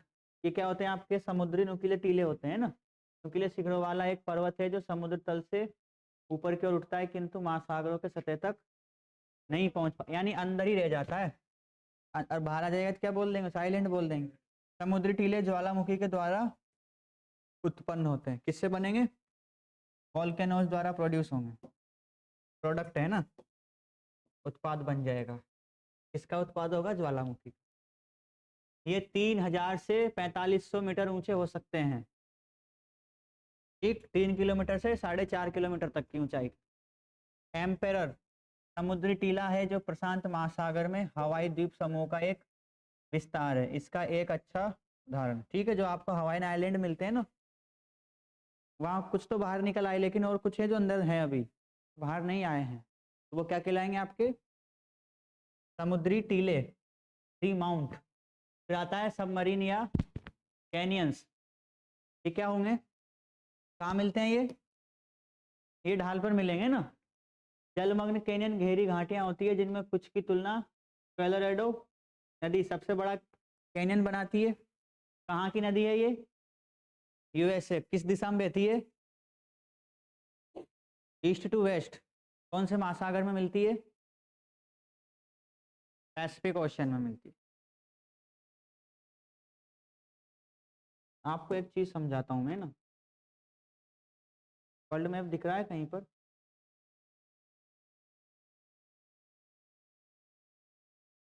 ये रहा, वैसे मैंने बता दिया है, इसमें प्लस बनाना है और इसमें भी प्लस बनाना है, इसमें भी प्लस बनाना है, इसमें भी प्लस बनाना है। ये नॉर्थ दिशा है, ये साउथ, ये ईस्ट, ये west. North, south, east, west, north, west, south, east, east, south, west, north. जो आपका महाद्वीप का पश्चिमी किनारा होता है वो महासागर का कौन सा होता है? पूर्वी। ये हमेशा याद रखना है ना। तो जो आपका दक्षिण अमेरिका का पूर्वी किनारा, वो अटलांटिक का कौन सा होगा? पश्चिमी किनारे। एक दूसरे का अपोजिट होते हैं। तो आपकी कोलोराडो नदी आती है यहाँ से ऐसे, तो ये महाद्वीप का तो कौन सा है? पश्चिमी, और महासागर का पूर्वी किनारा है। तो किस तरफ से बहेगी? ईस्ट टू वेस्ट बह रही है। ठीक है, कौन से महासागर में मिल रही है आपके? Pacific ocean. ठीक है, तो ये डायरेक्शन से याद रखना, वो घुमा देगा आपको, जैसे उसमें घुमाया था ना जब मैंने क्वेश्चन कराया था हवाओं वाला, वहाँ कंफ्यूज हो गए थे ना, तो वही है। ठीक है, तो उसको याद रखना। कहाँ थे अपन? कैनियन पर थे ना, यहीं। ग्रांड कैनियन से तुलना की जा सकती है इसकी, है ना? किसकी? जो आपके सबमर्ज्ड कैनियंस होते हैं। कई बार ये बड़ी नदियों के मुहाने से आगे की ओर विस्तृत होकर महाद्वीपीय शेल्फ और ढालों को आर पार काटते नजर आती है। हडसन कहाँ है? हडसन बे उत्तरी अमेरिका के उत्तर में, हडसन बे। हडसन कैनियन विश्व का सबसे प्रसिद्ध कैनियन है। ठीक है, नदी द्वारा ग्रांड कैनियन, और जो ढालों पर बना हुआ है कॉन्टिनेंटल शेल्फ पर, स्लोप पर, वो कौन सा आपका? Hudson canyon. ठीक है, ये कैनियन होते हैं, यहाँ से ऐसे बनते हैं। ये दिखाई दे रहा है आपको, है ना? इसे क्या कहते हैं? डेल्टा। इसके अंदर तो नहीं बोलेंगे, लेकिन नदियां ऐसी आकृति बनाए तो उसे डेल्टा बोलते हैं। हाँ जी ना, ऐसा नहीं होता। ज्वारनदमुख होता है सीधा नदी जाके समुद्र में मिल जाए, कोई भी डिपॉजिट जमा ना करे, उसको बोलते हैं एस्चुरी। जैसे ताप्ती हो गई, आपकी नर्मदा हो गई। ठीक है, वेस्टर्न घाट की जो नदियां हैं ना, और वो अरेबियन सी में जा रही हैं, तो वो सब एस्चुरी बनाती है, और जो ईस्ट ईस्ट कोस्ट पे आती है वो डेल्टाज बनाती है। ये पंजाकार डेल्टा दिखाई दे रहा है ना, पंखाकार या पंजाकार।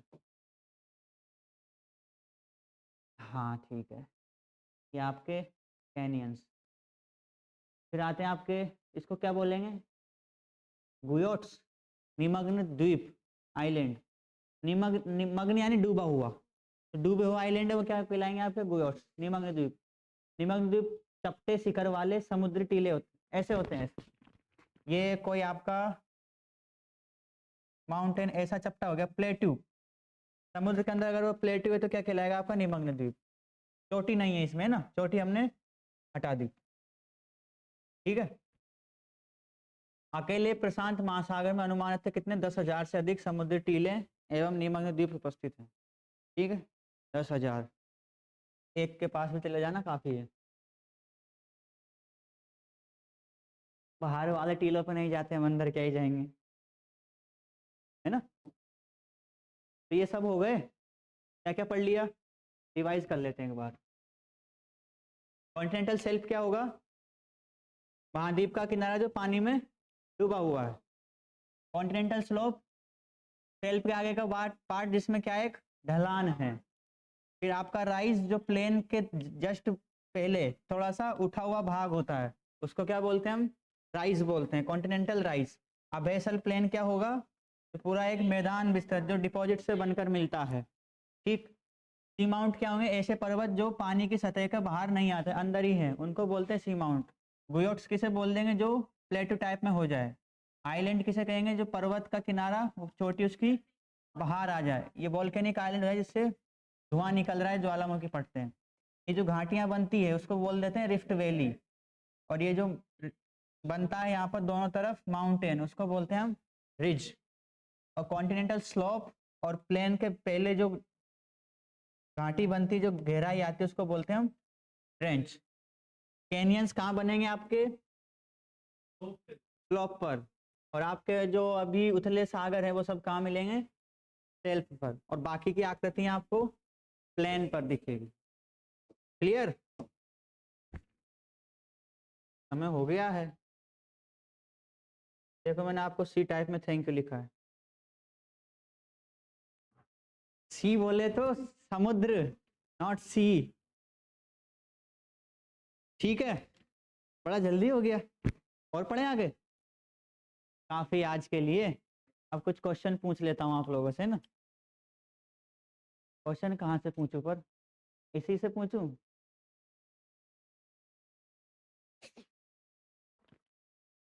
देखते हैं क्या करता हूँ, है ना। तो लग तो नहीं रहा था इतनी जल्दी खत्म हो जाएगा, लेकिन हो गया है ना। पीपीटी से जल्दी हो जाता है। इसमें तो क्वेश्चन है नहीं। हाँ चलो पूछता हूँ ना। प्यूर्टो रिको कहाँ है? क्या है? फ्रेंच? अटलांटिक महासागर का सबसे गहरा गर्त? प्यूर्टो रिको प्रशांत महासागर का?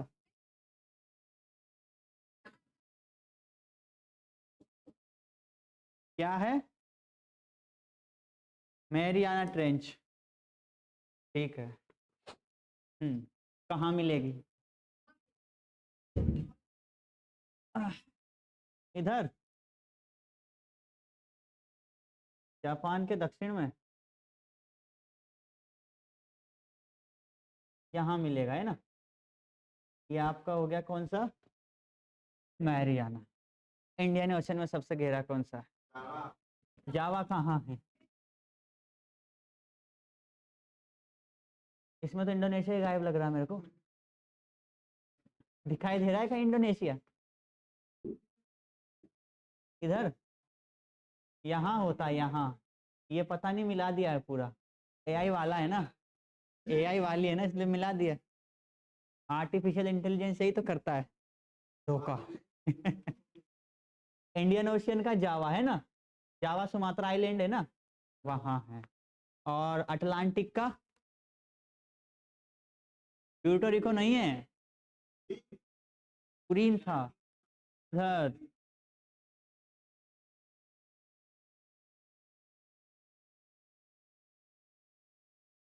ठीक है भैया। अब मैं कुछ और देखता हूँ, तो कुछ पूछता हूँ, है ना। या इसी को आगे बढ़ाऊँ? आगे बढ़ाने के लिए मेरे को पीडीएफ डाउनलोड करना पड़ेगा, पीपीटी भेजना पड़ेगा। एआई नहीं भैया, पहले से रखा हुआ है बना के। एआई से नहीं बना रहा, एआई से तो डायग्राम लगा रहा हूँ। एआई से बनाऊंगा तो पता नहीं क्या क्या बना के देगा वो। ऐसी ऐसी चीज़ें देगा जो आपने सोची भी नहीं होगी। हाँ जी, सब कुछ मिक्स करके दे देगा, है ना। Mix veg.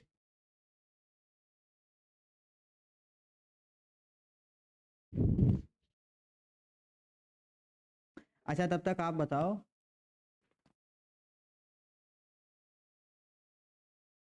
सक्रिय ज्वालामुखी का उदाहरण याद है? पैरन और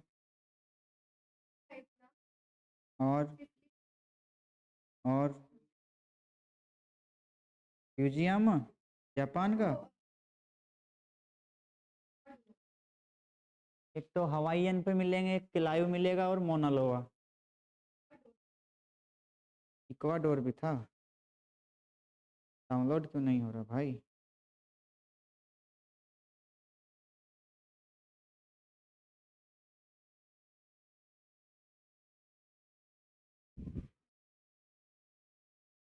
इससे पहले क्या टॉपिक पढ़ा था अपन ने?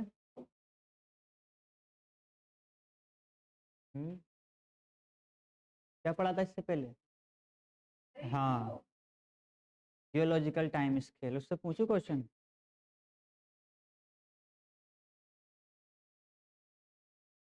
किसको याद है पूरा? Geological time scale. हाँ वही वाला। हैप्पी कब होगा? जब उसकी प्री वेडिंग होगी भैया, प्री कैम, ये इसको बोलते हैं प्री पैलियोजोइक, है ना।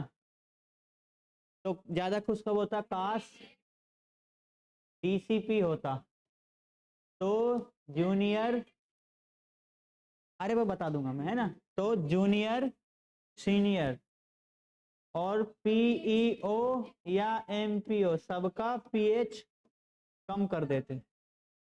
हो गए पूरे बस। अब मैं बता रहा हूं, है ना, ये हो गया आपका हेडन, ये क्या हो गया? आर्कियन, और ये प्री कैम्ब्रियन। किस में आते हैं ये सारे सारे? प्री पैलियोजोइक में। फिर आपका क्या आता है? पीएम से कनेक्शन होता है ना। तो ये किस में आते हैं? पैनेरोजोइक में आते हैं। और उसमें पहला कौन सा है आपका? पैलियोजोइक। पैलियोजोइक में आपके 5 हैं, Cambrian, Ordovician, Silurian, Devonian, Carboniferous और पर्मियन।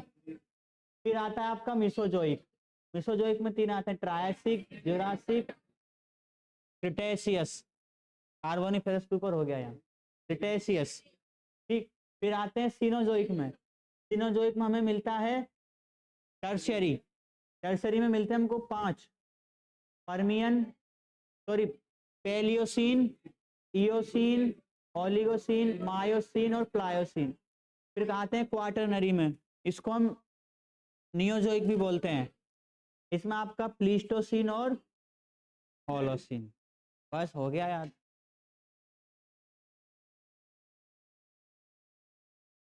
ठीक है,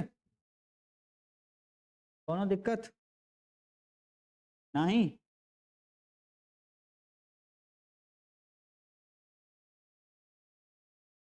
चलिए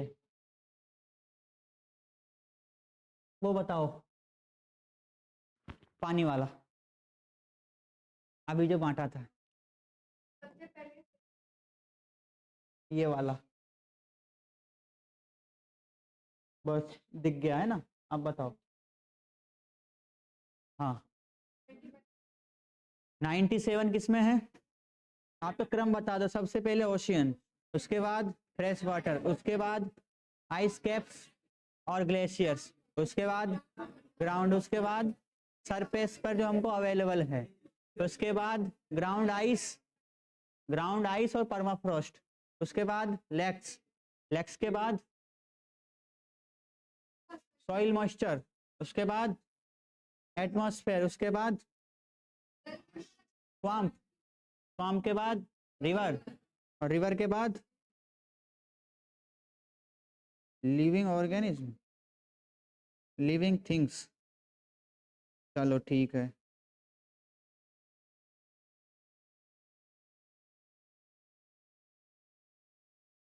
आएगा भी नहीं आएगा?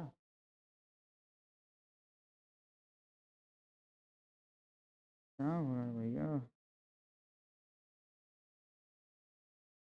तब तक पेज पीछे पलट के देख लो, कुछ डाउट हो तो पूछ लेना। कोई कॉन्सेप्ट समझ में नहीं आया हो।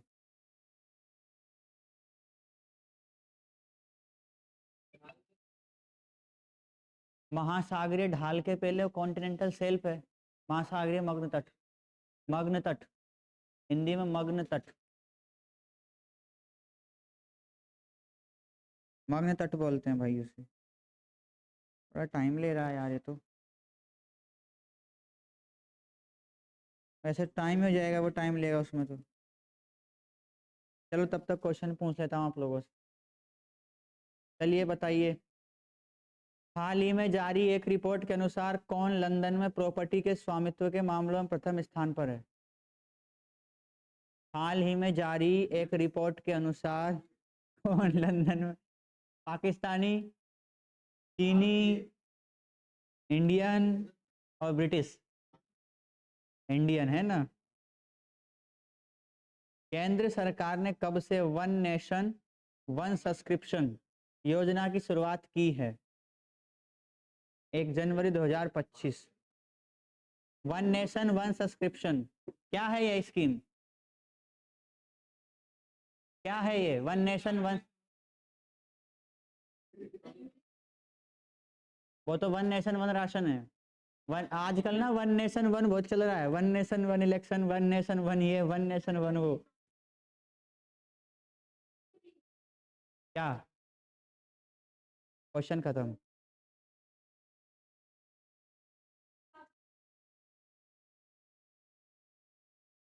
नहीं ऐसा भी चल रहा है ना कि विद्यार्थियों के लिए भी चल रहा है कि एक बार पोर्टल पर अप्लाई कर दो तो जो भी एग्जाम होंगे ना फिर उसी एक के तहत हो जाएंगे, बार बार आपको ऑनलाइन जाना नहीं पड़ेगा। ऐसा भी कुछ है, देख लेना ये किससे संबंधित है। 1 जनवरी 2025 से किस देश में नया पर्यटक कर टूरिज्म टैक्स लागू हुआ? किस देश में? स्विट्जरलैंड, इंडिया, रूस, ऑस्ट्रेलिया। Australia, Russia. हाल ही में किस राज्य या केंद्र शासित प्रदेश में पुजारी ग्रंथि सम्मान योजना शुरू की गई? न्यू दिल्ली, दिल्ली। हाल ही में किस मंत्रालय द्वारा वर्ष 2025 को सुधारों का वर्ष घोषित किया गया है? रिफॉर्म्स, ईयर ऑफ रिफॉर्म्स, सुधार। इसका मिनिस्ट्री है मिनिस्ट्री ऑफ इंडस्ट्री, उद्योग मंत्रालय, मिनिस्ट्री ऑफ फाइनेंस, वित्त मंत्रालय, मिनिस्ट्री ऑफ एक्सटर्नल अफेयर्स, विदेश मंत्रालय, मिनिस्ट्री ऑफ डिफेंस, रक्षा मंत्रालय। सुधारों का वर्ष, इसका आंसर है ministry of defence, ministry of defence.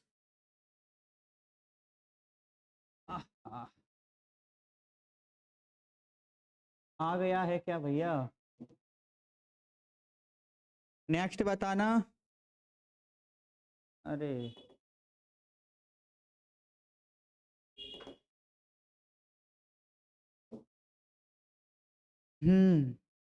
अगला है, हाल ही में, ये कौन सा है?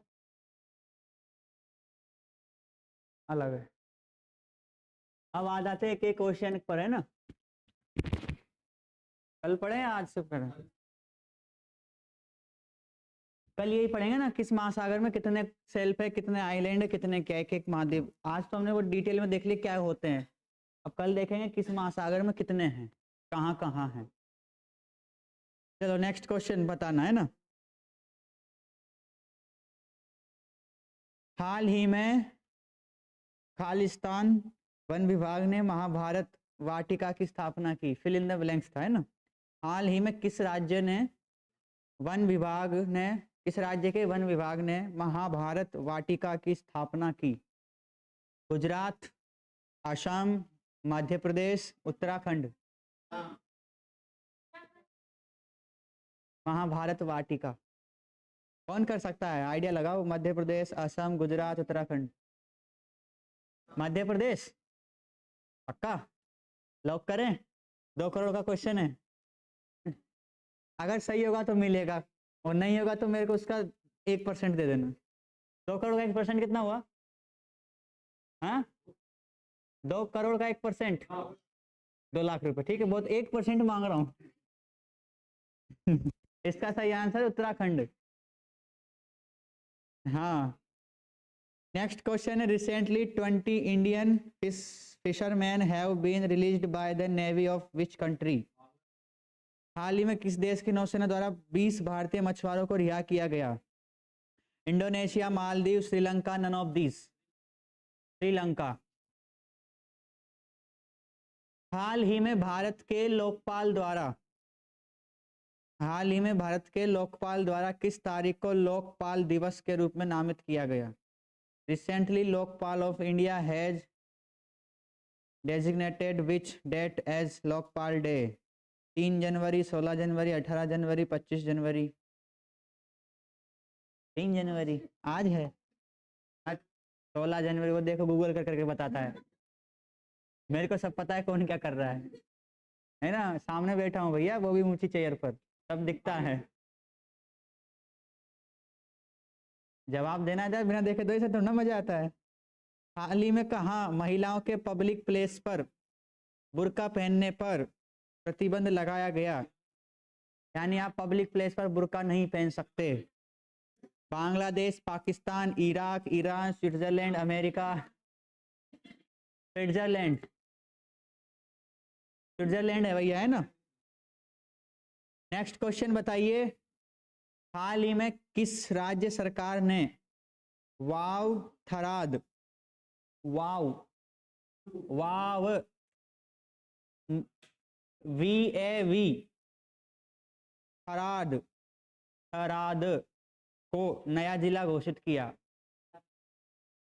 वैसे ही, हाँ तो सही है ना, कल घूम के आया है ना। ओके, नया क्वेश्चन है ना। 1 जनवरी 2025 को किस देश ने संयुक्त राष्ट्र सुरक्षा परिषद का अस्थायी सदस्य बना? वाह क्या बात है, पाकिस्तान। चलो बताओ, स्वर्णिम चतुर्भुज 4 प्रमुख राजमार्गों का एक नेटवर्क है, जिसमें कौन सा शहर शामिल नहीं है? तो ये बताओ कौन कौन सा शामिल है? अरे 4 बता दो ना। कौन कौन से शामिल है? दिल्ली, मुंबई, चेन्नई, कलकत्ता। ठीक है, बाकी तो मतलब ही क्या है फिर, है ना। चलो हिस्ट्री वाले बताना, which of the following medieval rulers focused his attention on the construction of inns, shelters for the convenience of travelers? निम्नलिखित में से किस मध्ययुगीन शासक ने यात्रियों की सुविधा के लिए आश्रय यानी सराय के निर्माण पर अपना ध्यान केंद्रित किया? ऑप्शन इज इल्तुतमिश,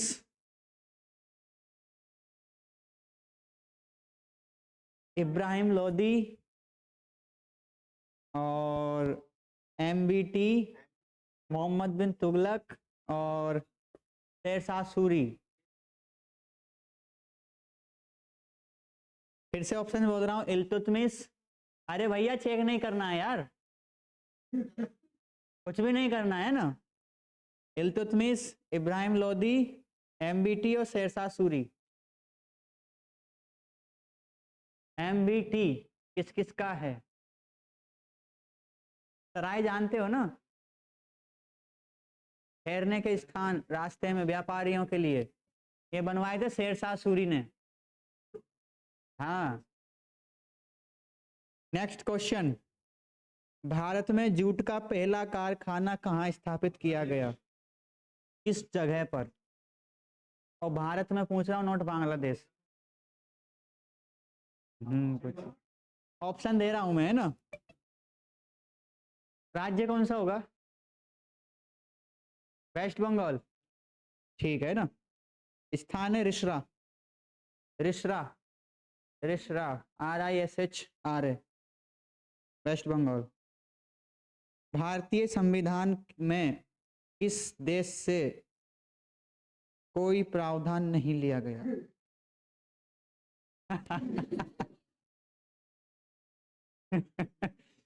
किस किस देश से लिया, ये बताओ। कितने सारे देश हैं, सबके नाम याद है? कितने? 60, 60। अब मैं ऑप्शन बोल रहा हूं, कौन सा नहीं है ना। Japan, Germany, Canada, China, America. 5 option. China, वैसे चाइना से बहुत सारी चीजें लेते हैं, मैं संविधान पता नहीं क्यों नहीं लिया। अच्छा इसलिए नहीं लिया है ना, तो संविधान तो बाद में बना ना। चाइना में कोई संविधान है क्या? चलिए बताइए, ये तो सब बता ही दोगे ना। निम्नलिखित में से कौन सा राज्य भारत में सबसे कम वन क्षेत्र वाला राज्य है? विदाउट ऑप्शन बताना है। वन क्षेत्र सबसे कम, पंजाब और हरियाणा, दोनों में से कौन सा सही होगा? हरियाणा। और सर्वाधिक? मध्य प्रदेश। सही बताया है या गलत है? भारत का पहला समुद्र के ऊपर बना कांच का पुल किस स्थान पर उद्घाटित, किस स्थान पर उद्घाटित किया गया? ऑप्शन दे रहा हूं, महाबलीपुरम, चेन्नई, रामेश्वरम, कन्याकुमारी। बताओ भाई साहब। ये था कन्याकुमारी। कन्याकुमारी बता रहा है यार इसमें तो।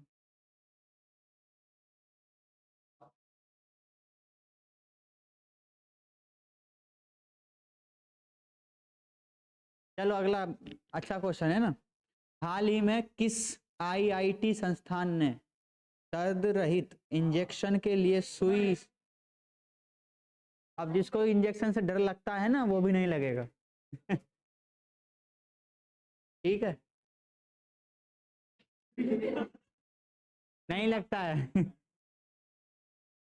हाल ही में, चलो ये तो क्वेश्चन अच्छा नहीं है ना। भारत